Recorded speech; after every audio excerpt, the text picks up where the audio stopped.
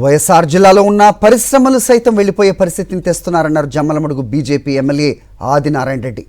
UltraTech cement సంస్థపై మరోమారు MLA Adinarayana Reddy వర్గీయుల దాదాగిరికి తెగబడ్డారు. తమ దోపిడీకి సహకరించకపోతే నిత్యం ఇబ్బందులు సృష్టిస్తున్నారు. గతంలో దాదాపు నెలన్నర పాటు ఉత్పత్తి జరగకుండా అడ్డుకున్న ఎమ్మెల్యే ఆదినారాయణ తాజాగా స్థానికులకు ఉద్యోగాల పేరుతో కాంట్రాక్టుల కోసం గూండాగిరికి దిగారు. మైనింగ్ నుంచి ముడి సరుకు రాకుండా అడ్డుకున్నారు. కార్మికులు ఫ్యాక్టరీలోకి వెళ్లకుండా బెదిరించారు.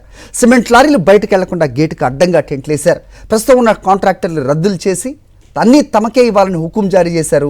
అయితే ఒప్పందాలు రద్దు చేయలేమని చెప్పినందుకు అల్ట్రాటెక్పై దాదాగిరికి పాల్పడ్డారు ఎమ్మెల్యే ఆదినారాయణ రెడ్డి వర్గీయులు. రైట్, ఇదే అంశంపై అప్డేట్స్ మా కరెస్పాండెంట్ శ్రీనివాస్ని అడిగి తెలుసుకుందాం. శ్రీనివాస్, ఏం జరుగుతోంది జిల్లాలో? పరిశ్రమలు వెళ్ళిపోయే పరిస్థితి తీసుకొస్తున్న టీడీపీ మొత్తం ఈ కూటమి నాయకుల్ని ఏ రకంగా చూడాలి? ప్రస్తుతం ఏంటి అక్కడ పరిస్థితి? అప్డేట్ చెప్పండి. బయటికి వెళ్లకుండా గేట్ ముందు టెంట్లేశారని తెలుస్తోంది. అది గతంలో కూడా ఇదే పరిస్థితి నెలకొంది.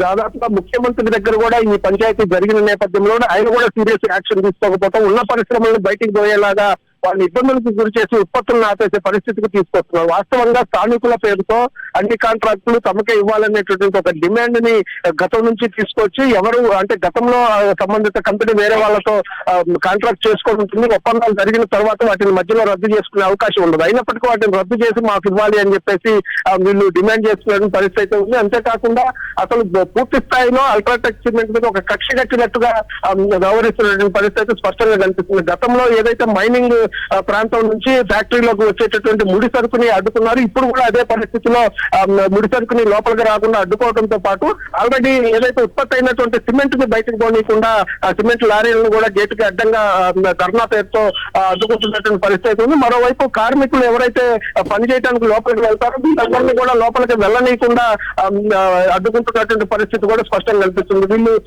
తమకి ఉద్యోగాలు ఇవ్వాలి, లేకపోతే స్థానికులకి న్యాయం చేయాలనేటువంటి ఒక డిమాండ్ ముందు పెట్టి ఏదైతే ఈ సంస్థని ముఖ్యంగా అల్ట్రాటెక్ సిమెంట్ ఫ్యాక్టరీని ఇబ్బందులకు గురి చేసేటువంటి పరిస్థితి గతంలో కూడా సంబంధిత యాజమాన్యం జిల్లా కలెక్టర్ దృష్టికి తీసుకొచ్చారు.